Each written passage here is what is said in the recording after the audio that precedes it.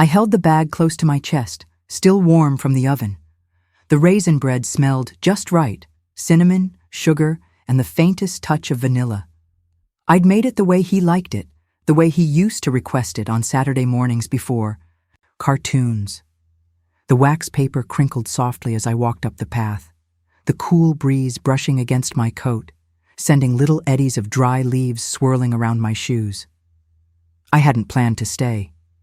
Just drop the groceries off, maybe leave a note. No need to disturb them. I was hoping quietly, secretly, that the gesture might reach him, that he'd taste the bread and remember something kind. The porch steps creaked beneath my feet. I paused and looked at the door. It had that new kind of silence behind it, the kind that's not empty, just full of something unspoken. I set the bag down gently, like I was putting a baby to sleep, and tucked the folded list beneath it. Butter, eggs, raisin bread, his favorites. Still warm. I turned to leave, the wind catching the edge of my scarf, lifting it like a whisper of warning. And yet part of me stayed behind, tucked inside that wax paper memory. Before I could even lift my hand to knock, I heard her voice. She's always meddling. It slid through the mesh of the screen door like sleet against skin. I froze, the bag still cradled in my arm. The butter was starting to soften through the paper, and so was I. Her tone wasn't angry, it was bored, dismissive. Like I wasn't standing 6 feet away with food in my hands and good intentions in my chest. I didn't know she was so close to the door. I hadn't meant to eavesdrop, but I couldn't unhear it. I stood there, silent, as the dry leaves scratched. At the porch like they wanted to get away from the tension, too. The sky had dimmed while I wasn't looking, the color of unwashed wool. That one sentence, it didn't scream. It simply stung. The kind of sting that settles in your bones and makes you question everything you thought you were doing right. Then I heard him. You're just jealous of my wife. The words hit harder than I can say. Not because they were loud, not because he meant them, I still pray he didn't, but because they came from him, my boy, my only child. The one I rocked through croup, who once kissed my cheek just for pouring. His milk just the way he liked it. Jealous? Of what? The word echoed in the space between us like it had nowhere else to go. My fingers tightened around the bag. The wax paper crinkled. I thought of all the Sunday dinners, the nights I'd stayed, up sewing his Halloween costumes. The time I drove in a storm just to be there when he broke his wrist. I stared at the porch light as it flickered on too early, casting our shadows long and strange across the wood. Somewhere down the street, a neighbor's screen door squeaked. Shut. And I realized how long it had been since mine opened with welcome. I opened my mouth, then closed it. I wanted to say something, anything, to ask him what he meant.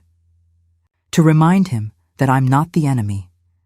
But my throat tightened, full of lullabies and unsent birthday cards and the sound of his tiny voice from years ago saying, "Don't leave yet, Mama." I looked down. A golden leaf twirled across the porch, boards spinning slowly, like even time had stopped to grieve. My breath felt short. The silence between us, it wasn't the kind that invites comfort. It was the kind that builds walls. I couldn't move. I just stood there and let the cold settle inside my chest. The butter was melting through the paper, and I realized, so was I. Not just then, not just here. I had been softening for years, bending backward, folding small, swallowing little hurts, and hoping they'd disappear like sugar in tea. Now I stood on this porch like a guest without a welcome. The bag of groceries pressed into my hip, heavier than it should have been. Maybe it was the eggs.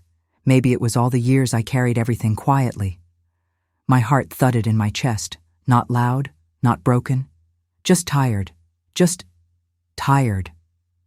Somewhere behind me, a dog barked in the distance, but nothing inside the house stirred. My feet moved before I told them to.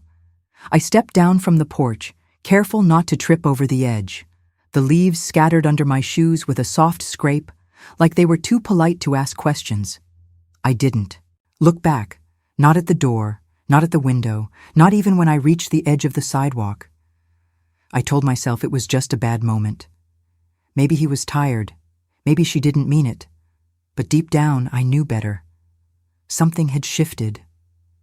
Something I used to count on had changed shape, and I couldn't name it anymore. The twilight was settling in. Streetlights flickered on with a low buzz, painting soft halos over empty driveways. The world kept turning. But I left a part of myself on that porch, folded between bread and butter, where love once lived without having to earn its place.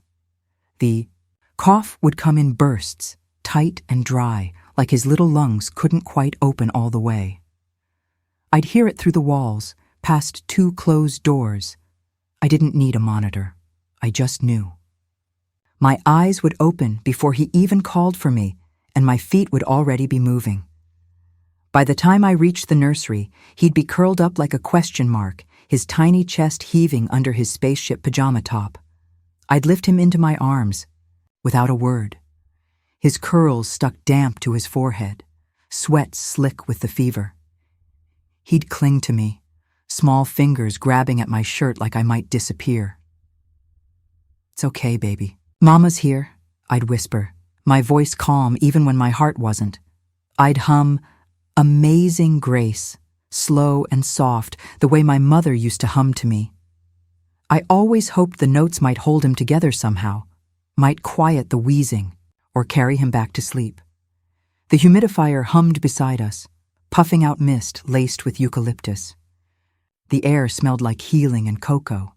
I was his anchor, his whole world in that rocking rhythm of night and breath and mother. And he was mine, my reason, my heartbeat, wrapped up in warm pajamas and need. That old chair knew things. It creaked. With every breath he took, soft groans that lined up perfectly with my heartbeat. I used to rock on the inhale, whisper on the exhale. It wasn't a conscious thing. It was rhythm, instinct, love turned into motion. His head would nestle just under my collarbone, right in that curve where I still imagine the weight of him sometimes. Warm, trusting, unquestioning. I'd feel his breath shift when the fever broke. Hear the tiny signs of surrender as sleep pulled him back down. That chair, paint chipped on one arm, cushion stitched and unstitched, held so many nights of healing. My fingers would stroke his back gently, circling like prayer. He used to call it our boat. "Mama, let's go in our boat," he'd say, and we did. We rocked through storms no one else saw. Just him, me, and that creaky old chair, carrying us through the night while the rest of the world slept. Now it sits empty. Still creaks when I walk by, still knows the rhythm even when no one is in it. He ran up to me, holding the paper in both hands, proud as a rooster. "I made our house," he said, and we held hands. The windows were crooked. The sun had a smiley face. And right there, beneath a roof shaped like a big heart, were 2 stick figures, one tall, one small. "That's me and you, Mama." I laughed, kissed his forehead, and stuck it right on the fridge. Left of the grocery list, above the magnets from the diner. I saw it every morning for years, through spilled coffee, birthday balloons, and late-night snacks. Even when the colors faded, even when the corners curled, I never took it down, because it wasn't just a drawing, it was proof. Proof that once home wasn't a place, it was a person. It was us. He used to make up little songs while he played, nonsense tunes with my name in every line. "Mama makes the best hot cocoa, better than the stars in the sky. Mama scares away the monsters. Mama makes the shadows cry." I never asked for those songs. He just sang them, loud and proud, like he believed every word, and I think he did. Back then, I was the center of his safety, the voice that made the dark feel small. But those songs disappeared with the years, faded out like a favorite blanket left in the sun too long. Now, the silence holds more space than the music ever did, and I wonder, sometimes, when exactly the melody left his memory. I heard him say, "It" on the phone, laughing, casual, to someone I didn't know. We always went camping as a family. Every summer, I stood in the hallway, one sock still unfolded in my hand. My jaw clenched before I could stop it. We never went camping, not once. He hated bugs. We stayed home, built blanket forts in the living room, made popcorn in the microwave, and watched fireworks from the front step. That was our summer. But she rewrote it, bit by bit, season by season. New memories, new traditions, ones that didn't have room for me. I didn't interrupt, didn't step into the room. I just turned, walked back to the laundry basket, and kept folding with trembling fingers. Sometimes loss doesn't sound like a goodbye. Sometimes it sounds like a new story that no longer includes you. Sometimes, when I'm alone, I find my hand closing around nothing. The same way it used to curl around his tiny fingers when they were fever-warm and full of trust. I didn't notice when he stopped reaching for me. Not really. It happened slowly, like watching the tide go out 1 inch at a time. But my hand remembers. My body remembers. There are nights I still sleep with it curled like that, half open, half hoping. He let go long before I did, and maybe he had to. Maybe that's what sons do when they become men.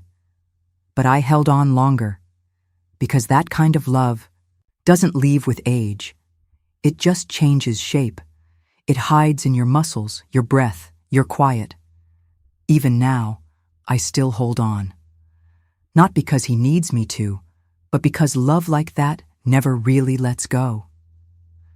The morning light poured across the kitchen floor, warming the tiles beneath my bare feet. I had set out to find my biscuit recipe, same one I'd used since '78, but my fingers brushed something else beneath the flour tin. A soft crinkle, an envelope, worn at the corners. I pulled it out carefully. It had our names on it. His handwriting, tilted. To the right, confident, steady. The paper smelled like flour and thyme. I sat down slowly, the sun painting gold stripes across the table, and opened it with shaking hands. Inside was the policy. The one he mentioned once after his heart scare. In the quiet way he said most important things. Just in case, he had whispered back then, rubbing the rim of his mug. I dismissed it, not wanting to hear about the end, but he had prepared for it, folded his love into numbers and signatures, not for himself, for me, for our boy, for the roof over their heads. I sat in that quiet kitchen, birds singing through, the cracked window, and let a tear fall onto the faded signature line. Later had come. Sooner than I wanted. And still, he'd found a way to be there. I slipped the envelope into the mailbox early, before the paper arrived, before anyone could see me. No name on the return line, no message, just the check, addressed to the bank, sealed like a prayer. My hands trembled slightly, not from doubt, but from the weight of love held quietly. I didn't want them to know. I didn't want them to feel strange or small or obligated. I just wanted them to rest easy at night, to exhale, without thinking about the next payment, to feel, in some silent way, that they were covered. I pictured him nodding if he were beside me, murmuring, "That's right, just like we planned." It wasn't pride. It was something softer, something steadier. Hope, maybe. Hope that they'd feel the cushion beneath their feet and never have to wonder how it got there. The blinds swayed in the breeze when I stepped back inside. The scent of coffee filled the quiet. And in that stillness, I whispered thank you. To him, to the moment, to the kind of love that doesn't need applause. The water in the sink had already gone lukewarm, but I kept rinsing the same plate twice. From the window, I could hear their voices through the speakerphone. They were laughing. "It's wild how it worked out," she said. "The bank just called. It's all cleared. He chuckled, like the universe wanted us to have a break, for once. I stayed quiet. The plate slipped a little in my soapy fingers. I set it on the rack gently and reached for the towel, though it was already dry. They didn't ask why, or who, or how. They just accepted the blessing like it came from the sky. Maybe that's better. Maybe magic feels better than paperwork and sacrifice. I watched them settle into their new chapter through the kitchen window, their joy echoing faintly through the phone line still sitting on the counter. I didn't hang it up. I just let it fade into stillness. Sometimes it's easier to let people believe in miracles, especially when you know you were the quiet wind behind it. They never asked, not once, not even a curious tilt of the head or a soft, "Did you have something to do with this?" No, it became their miracle, their lucky moment, a twist of fate. I folded the checkbook and slid it back into the drawer, the same drawer where the coupons live, where things go to be useful but never seen, and I became someone else entirely. Not the reason the roof stayed steady, not the cushion behind their smiles, just the woman who dropped off groceries, just the one who meant well and hovered too much. That silence? It's heavier than the checkbook. Much heavier.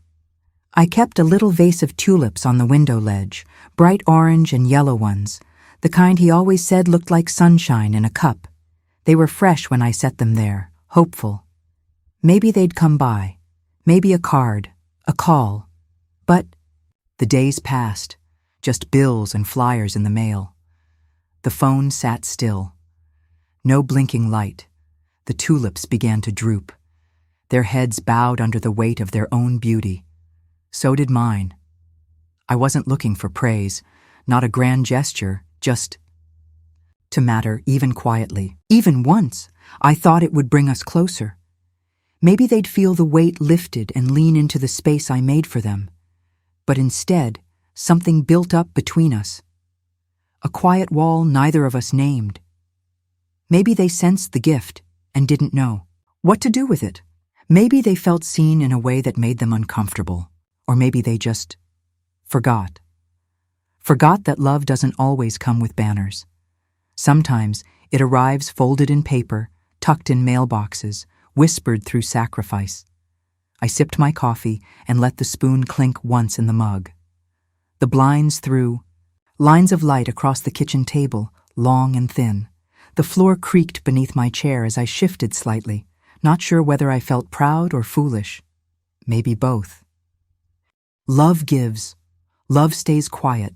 Love sits here in a kitchen filled with invisible things. The roast chicken looked perfect. Golden skin, lemon slices tucked just right, rosemary sprigs arranged like someone had copied it from a magazine. I offered to bring pie, the kind he loved as a boy, but she'd waved it off with a smile that didn't quite reach her eyes. "Oh, no need," she said. Her voice was smooth, but her tone was final. The table was spotless. Napkins folded into sharp little triangles, candles flickering, too tall for comfort. I sat between them like a guest in a home I once helped build. My compliments landed softly. No, thank you. Just a nod. "So how's your garden this year?" I asked, trying. She glanced at my son before answering. "It's fine." He didn't meet my eyes, just kept slicing the chicken, quiet as the room itself. I trimmed my stories, keep them light. Didn't bring up the time he burned his hand helping me bake cornbread or the silly song he used to sing about dinner rolls. I just smiled and chewed. That night wasn't dinner. It was a test, and no one gave me the rules. When dinner was over, I stood and gathered a few plates. She turned fast, not rude, but sharp. "Oh, you don't have to." "Really?" I froze for half a second, unsure. Then I smiled and set them gently back down. Folded the napkins the way my mother had shown me, crease to corner, press flat, respectful. But her eyes tracked every movement like I was rearranging her life. So I stopped. I stood at the edge of the counter, hands brushing the dish towel like I was waiting for permission I knew wouldn't come. There was warm bread still untouched, and yet the air in the kitchen felt cold. Kindness shouldn't feel like overstepping. But that night, mine did. He used to grin the second I stepped through any door. "Hey, Mama?" Pulling me into a hug like it had been years, even if it was just Tuesday. But now, he barely looked up. He sat stiff at the edge of the couch, tea cooling on the table beside him, fingers tapping his knee. "So," I started, "do you still make that gumbo with too much hot sauce?" He glanced at her before answering. "Nah, we usually order in now." His voice had changed, quieter, measured. She was in the kitchen, just out of sight, but her presence filled every corner. I watched him for a moment, watching the way he swallowed. Words he used to say freely, the way he seemed to weigh each sentence. That wasn't my son. That was someone trying not to upset the balance. I used to be a joy in the room. Now, I have something to manage. The silence between us was thick, not from lack of love, but from the weight of how careful he'd become. And I sat there, trying not to notice how far away it had gotten. There was a single daisy in a water glass. By the sink, no vase, no bouquet, just one flower, tilted gently to one side. I noticed it that first night. Its white petals were perfect, like a photograph. By the third night, it had started to droop. A little tired, a little softer around the edges. No one replaced it. No one clipped the stem or changed the water. I stood drying my hands, watching. It leaned forward, its reflection broken in the waterline, and I couldn't help but feel the message, just enough. Not too much, no room for more. Some gestures bloom just long enough to prove a point. I apologized 3 times before dinner even began. "Sorry," I said when I stepped into the kitchen. "Sorry," I said when I offered to help set the table. "Sorry," I muttered when I sat down and asked a question that got no reply. It started to slip out of me without thought, like breathing, like shrinking. I wasn't trying to offend. I was trying to belong. I thought maybe if I made myself small enough, quiet enough, easy enough, then maybe it wouldn't feel so tense. Maybe I could bring peace. But the more I disappeared, the less they seemed to notice I was ever there. Sat across from my son, his eyes fixed on his plate, the roast chicken growing cold between us. Love shouldn't feel like walking on eggshells, and yet there I was, barefoot, careful, and aching in a kitchen full of cracks. He used to dance here. When he was little, we'd put on records and he'd slide across the tile in his socks, arms flailing, laughing until he hiccuped. Even when he was older, he'd hum while I stirred the soup, tapping his hand on the counter, sometimes spinning me just to be silly. But tonight, he stood still. I stirred the pot, the scent of garlic and thyme rising around us, the stove light, casting soft shadows on the walls. He didn't hum, didn't tap. He just leaned against the counter, checking his phone. I held the spatula, slowly stirring, realizing I was mixing more than soup. I was stirring memories that now belonged only to me. The music had gone quiet. The rhythm of us faded. I didn't ask him to dance. I just kept stirring and tried not to cry. The fabric pile on my sewing table looked like a lifetime spread out, in color. I picked each square with care, soft yellows from my old apron, a faded blue check from his baby blanket, a corner of the floral flannel from our very first house robe. Some of it was worn, but that was the point. I wanted her wrapped in history, not perfection. The lamp beside me glowed warm against the dusk outside. I rubbed lavender lotion into my hands before I threaded the needle.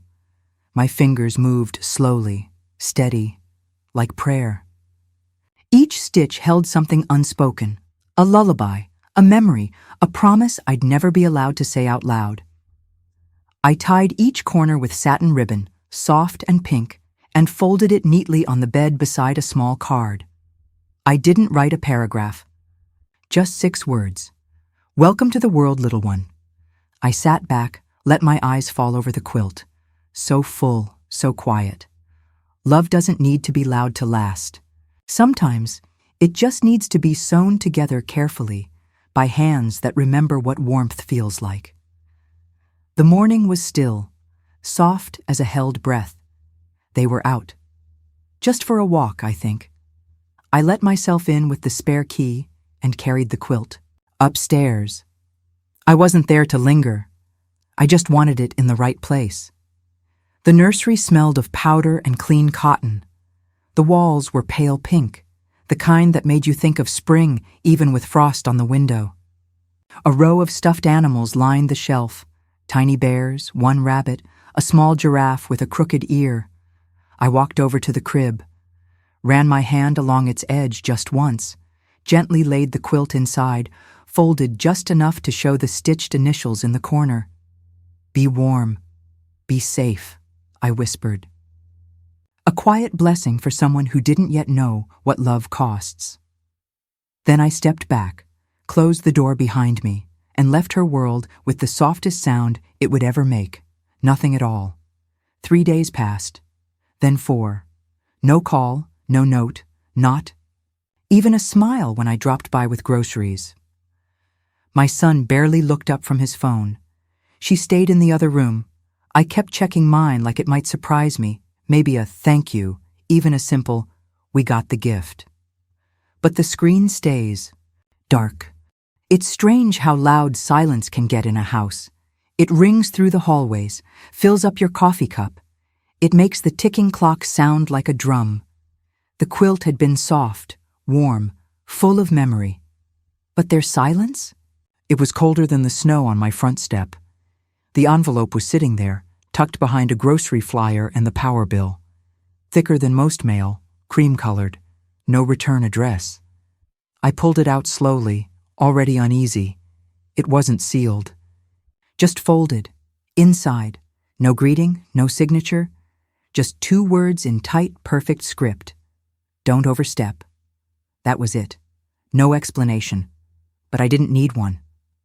I recognized the handwriting instantly. Slanted, proper, the kind of penmanship that came from private schools and control. She was precise, always had been, the kind of person who probably irons her jeans and folds her towels into thirds. My hands shook just slightly. The air bit at my cheeks, sharp and dry. Frost clung to the grass in jagged patterns. I stood on the curb, letter in hand, and felt something inside me fall quiet. It wasn't anger. Not yet. It was recognition. I stood there too long. The mailbox door creaked shut behind me, but I didn't turn. The envelope stayed in my hand, heavier than it should have been, heavier than words even. The street was still.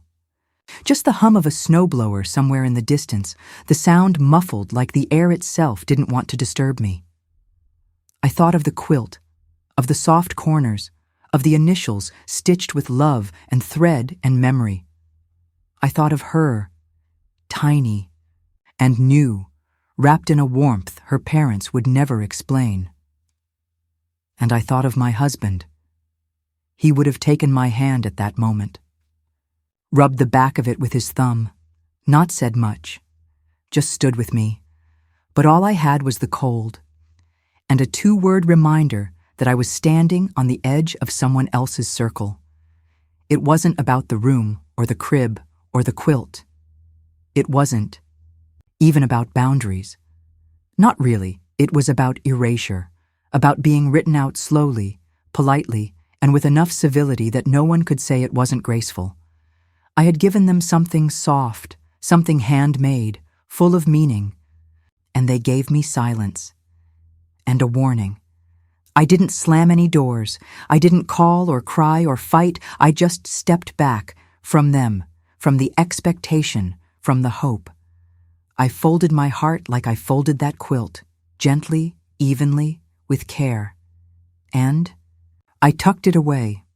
The kitchen light was still dim behind the frosted glass as I came inside. The snow outside was quiet. So was I. March came like it always does, windy, wet, a little unsure of itself. His birthday was on the 12th. I circled it in soft pencil like I always did, careful not to press too hard. April followed, hers tucked quietly into the corner of a page I never tore off. And then July, the baby's first. Each morning, I walked into the kitchen and looked at that calendar. Its pages fluttered slightly in the breeze from the cracked window, like they were trying to speak. But the phone never rang. The screen stays blank. I sat with my coffee and watched the dates pass, one by one like guests at a party I wasn't invited to. I wanted to believe that maybe the phone was on silent, maybe they'd call later, but the house stayed still. It's funny how a calendar can look full but feel empty. All those little numbers, all that space, waiting for something that never comes. The dough rose perfectly, soft, springy, warm with life. I punched it down gently, just like I used to when he stood beside me in that little stool, flour on his nose, giggling. The smell filled the kitchen. Cinnamon, orange zest, a hint of brown sugar. He always loved these on his birthday, said they were better than cake. I piped the icing with a slow hand, the glaze melting slightly over the swirls. The radio played a gospel tune in the background, soft and familiar. The oven's heat hugged the kitchen in memory. I wrapped one, roll in wax paper, folded twice, tucked just so. I knew he wouldn't come, but I made them anyway, not for the thank you, not for the visit, but because love leaves fingerprints, and baking was one of mine. I still walked out to the mailbox each day, not because I expected anything, but because that's what I'd always done. The box creaked as I opened it. Flyers, credit card offers, the gas bill, no card, no note, no little scrawl that said, "Miss you, Grandma." I closed the lid gently, let the wind catch the edge of the grocery ad as it fluttered to the ground. The trees above rustled like they were sighing for me. I stood in the laundry room, warm towel in my hands, and realized I'd already folded this one. It was still warm from the dryer, still smelled like lavender and clean cotton, but my hands needed something to do. I wiped the counter again after that, even though it was spotless. Rearranged the dish soap, lined up the sponges.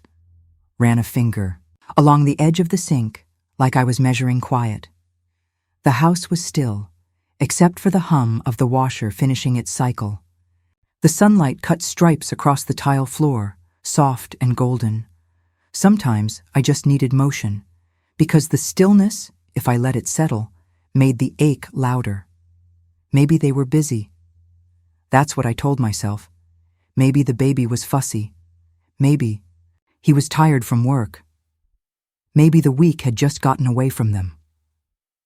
I steeped tea I never drank, just to have the smell in the room. The porch light flickered on as dusk fell, casting long shadows against the wall. Somewhere next door, the murmur of a television bled through. I watched the steam curl from my cup, telling myself it was okay. But even hope has a weight when you carry it too long. The air was cool that morning. I left the window cracked just enough to let in the spring. The birds were out, but quieter than usual. A sparrow called once, then fell silent. I sat with a blanket draped over my shoulders, tea cooling beside me, hands resting still in my lap. It wasn't sadness that lingered. Not really. It was empty, like a chair that stays pushed in, like a picture frame that no longer has a nail. I move slower these days, talk to myself more than anyone else. Let the house breathe in the silence and don't try to fill it. Sometimes, it's not grief that wears you down, it's waiting. I'm wondering, and the slow learning that not every door you leave unlocked will be walked through again. It was a Tuesday morning, gray sky, quiet streets, no real reason to get out of the house, except for the list on the fridge that didn't include my name. I pulled on my sweater, grabbed my tote, and walked the few blocks to the church pantry. Not to be seen, just to feel needed. The fluorescent lights hummed overhead, steady and unflinching. The air smelled like cardboard, coffee that had been sitting too long, and that particular scent of old paper and clean effort. The canned peaches were stacked in a crooked line, labels curling at the corners, dust coated the tops like forgotten sugar. I pulled out a rag from my tote and began wiping, one can at a time. There was something gentle in the repetition, like prayer with your hands.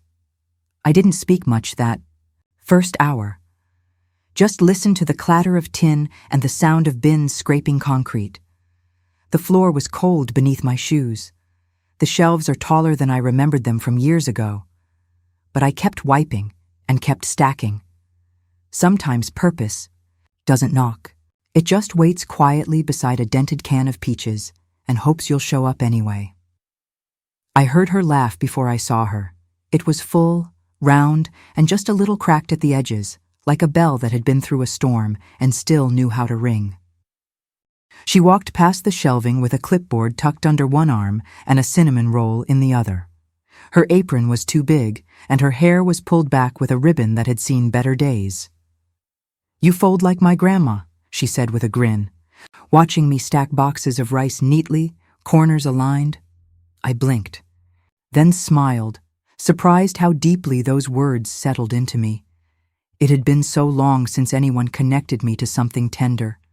"Then your grandma has excellent taste," I said softly. She laughed again and moved on, but something lingered, like the warmth of someone brushing past you on a cold day. It wasn't just her words. It was the way she said them, the easy way she left room for kindness. And in that tiny moment, something inside me began to shift. We worked side by side for over an hour before either of us stopped to breathe. She packed crackers and applesauce.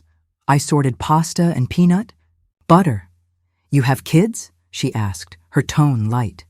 "Grown," I said. "Just one. He's busy." She nodded. "Mine too, always moving, barely calling.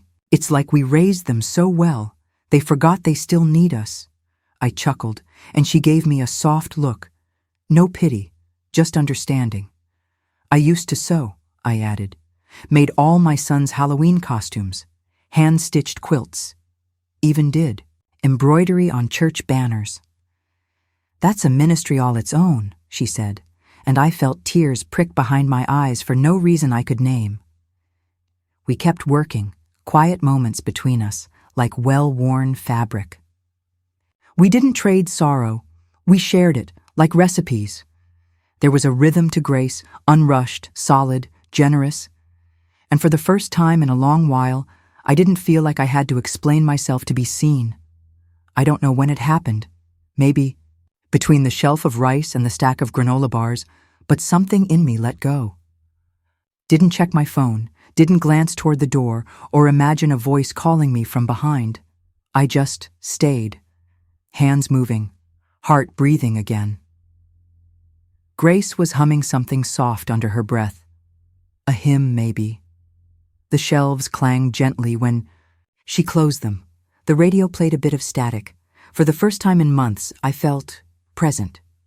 Sometimes healing doesn't need confessions or closure. Sometimes it just needs a Tuesday, a tin can, and someone beside you who doesn't ask for anything but your presence. We sat in the back room, sandwiches wrapped in foil and stacked in a cooler. Grace handed me one without a word, ham and cheese. "Still warm from the press?" "You're good company," she said. I looked up, startled by how much that meant. No questions, no digging, just that small sentence, handed over like a gift. We ate quietly, chairs creaking, the soft sound of footsteps in the next room. She never asked why I came alone, never wondered out loud what I was carrying. She didn't need to. Sometimes the deepest understanding is silence paired with kindness. The sun peeked through the clouds as I walked home. My bag rustled with canned soup, lentils, rice, and a few odds and ends I didn't need but would find a way to use. But it wasn't the groceries that warmed me. It was something else, something lighter in my chest. My shoulders not so heavy. Grace never fixed anything. She didn't even try. But she met me where I was, with calm, with humor, with space. The driveway was still damp from the morning frost. I stepped over a small puddle and smiled at my own reflection. That day didn't solve the silence in my house, but it softened the quiet inside me, and that, somehow, was enough to carry. It was just a little buzz, barely a tremble in my hand. I was sitting on the couch, the heater humming faintly behind me, the scent of warmed-up meatloaf still lingering in the air. The room was dim except for the soft glow of my phone screen. A message. Her name. My breath caught before I even tapped it. A blue play button sat beside her name like it had been waiting all day for me to see it. Just a video. No words. No explanation. My thumb hovered over the screen. It's funny how something so small can feel so heavy. Hope, when you haven't held it in a while, doesn't land light. It presses against your chest like memory. I tapped the screen and waited for whatever came. Next, half afraid, half longing. She was standing in the middle of the living room, wobbling a little in soft pink footy pajamas. Chocolate smeared across one cheek, her hair stuck up on one side like she'd just woken from a nap. She clapped her hands together, giggling. "Gah! Gah! Gruma!" she squealed. Her little voice was messy, unformed, but the joy in it was clear. Her eyes sparkled like she knew exactly who she was calling. I felt something catch in my chest. A pause in the room that let me believe, just for a second, that I hadn't been erased entirely, that somehow, even in the quiet, I still lived somewhere with her. She giggled again, spun in a little half circle, and fell on her bottom with a squeal. I didn't laugh. I didn't cry. I just watched, soaking in every sound, every glimmer of recognition. For one moment, I wasn't forgotten. I was called. Her giggles were still bouncing through the speaker when another voice cut in, lower, sharper. "That's not for her." Her mother's voice, not yelling, just clipped, cool, like a door closing. The baby didn't stop laughing, but I paused the video. Her little face froze mid-smile on my screen. Her hand still raised like she was about to wave. The ache came in quiet, slow, like a draft under a closed door. I looked at that frozen frame and thought, was that love not mine to receive anymore? I stared at the phone. The silence in the room settled heavy across my shoulders. It was the kind of silence that didn't beg for answers. It already had them. I played it again, then again, 4 times. Maybe 5, not for the word, not for the chocolate cheeks or the wobbly steps, but for a laugh. That small, perfect sound, that joyful babble that reached through the screen and wrapped around my heart like a lullaby I didn't know I missed. Each time it ended, I pressed play again, because sometimes the only way to hold something is to replay it. And her voice stayed long after the room went dark. I tapped the star icon. Save to favorites. It wasn't a grand act, just a quiet one. I didn't do it because it made things better. I did it because, in that shaky video, something real had reached me. She didn't know who I was yet, but she knew I mattered. I set the phone down and let the silence stretch. Moonlight streamed in through the window, casting thin silver lines across the floor. The charger hummed quietly at my feet. And me? I just sat there, still. Not empty, but full. In a different way, a little piece of me lived in that laugh. And for once, I let myself feel the weight of it without shame. She didn't know what she was saying. Not really. She was just making sounds that felt warm in her mouth, testing syllables, playing with rhythm, but I heard it. I heard love. And though her mother's voice tried to cover it, silence it, redirect it, it had already found its way out. To me, that tiny voice, that tiny smile, they cracked something open I didn't even know I'd closed. Love finds ways. Even when it's not invited.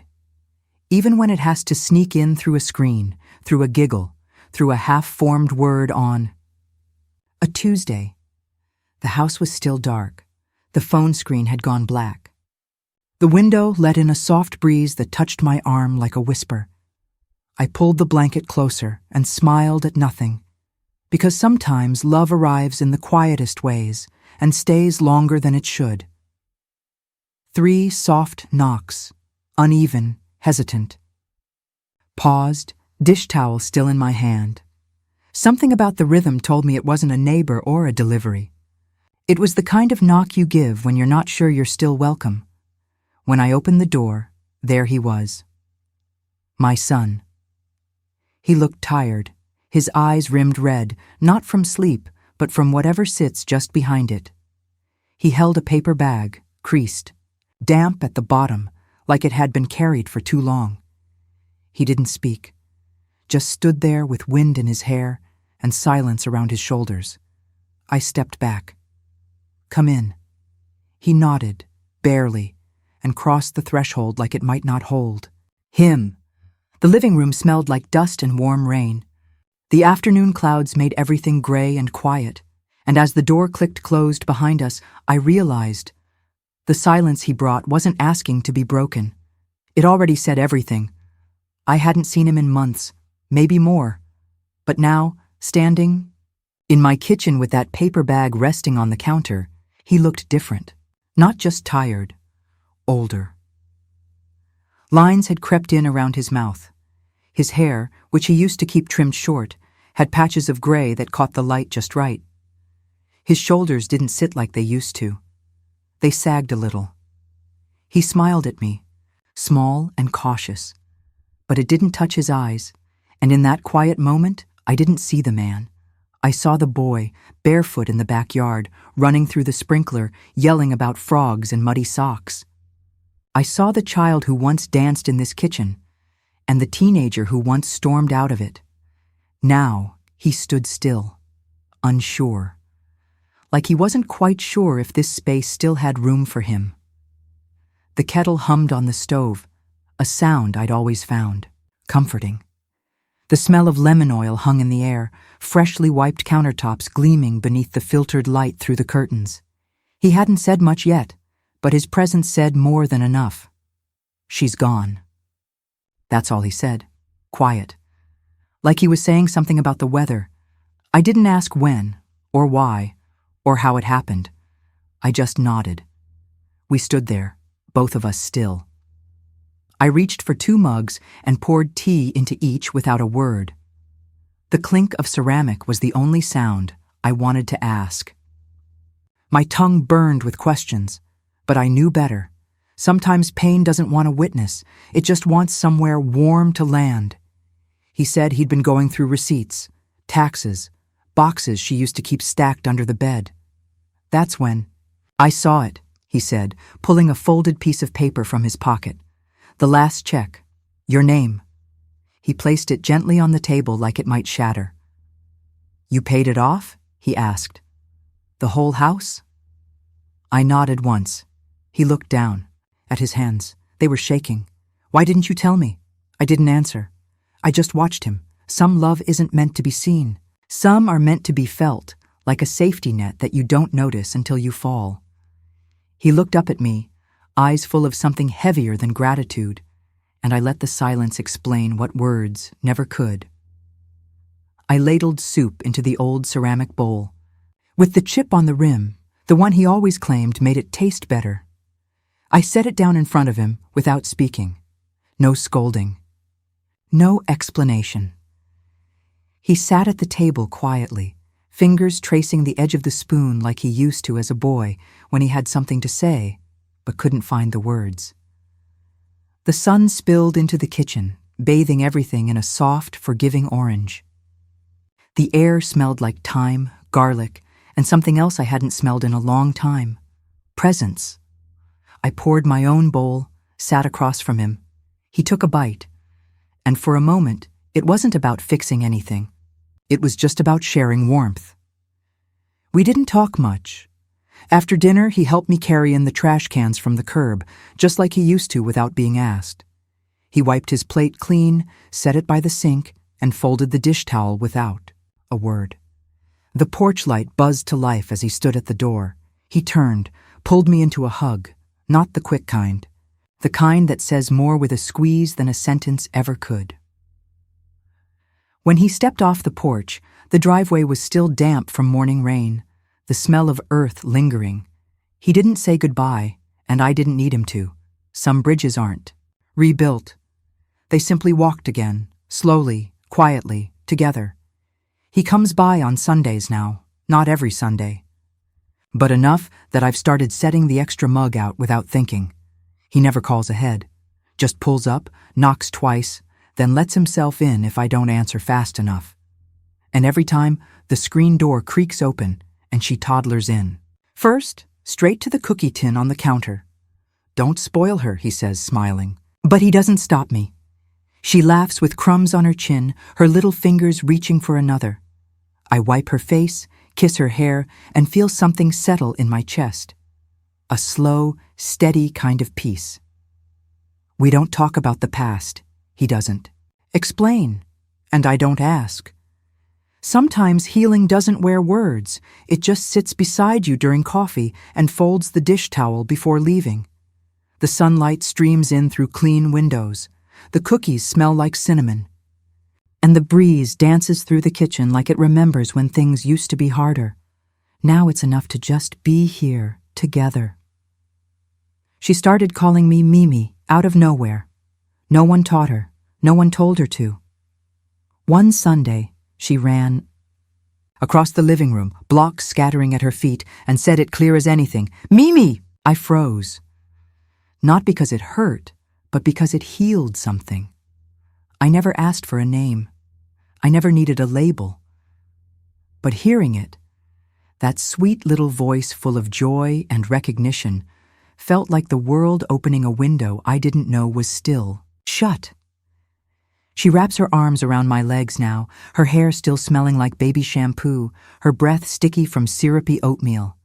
She doesn't know the whole story, but somehow she knows I'm hers, and that's more than enough. There was a time I rehearsed everything I wanted to say. Words like, "Do you know what that felt like?" And "I didn't deserve that." They used to sit in my chest like stones, heavy and sharp. But now, I let them go. Not because I've forgotten, not because it didn't matter, but because peace weighs less than being right. And these days, I like my home light, the tea steams. In my hands, soft and fragrant. The sun rises over the backyard trees, and the leaves brush the porch steps like they're offering their own quiet apology. I breathe in and let the silence speak.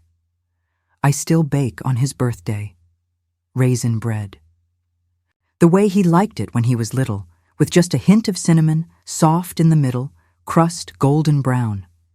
He used to ask for the corner slice, the one with the chewy edge. Now I just wrap a loaf in wax paper and leave it on the counter. He takes it with him when he goes. Doesn't always say much. Just nods, sometimes smiles. I don't wait for thank yous anymore. I bake because it brings me joy, because love doesn't need a receipt. It's quiet here, but it's not empty. There are tiny things that fill the space. Her laugh echoing down.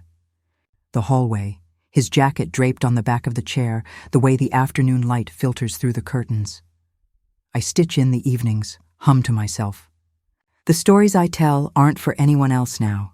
They're just mine, and that's enough. Sometimes he stays for lunch. Sometimes she curls up on the rug with a book and pretends to read to the dog. There's laughter again. Not loud, but steady. Familiar. At night, I pull the quilt up to my chest, fold it over the way I like, and I sleep easy. Because love, soft, steady love, found its way back home. I used to think that love left was love lost, but that's not true. I've learned that love lingers. It waits in doorways, it nestles in recipes, it hides in the drawer with old birthday cards. It never really goes. It just gets quiet until someone is ready to hear it again. And if you still love, still bake, still pray, still whisper their name into the quiet, then nothing is truly gone. Sometimes love circles back. Sometimes it arrives with a cookie tin, and sometimes it just sits beside you in the stillness, asking nothing. And that, I've found, is more than enough. If my story touched your heart, I kindly ask you to like this video and subscribe. I'll be here every day, sharing more stories. Just for you. Thank you, my dear.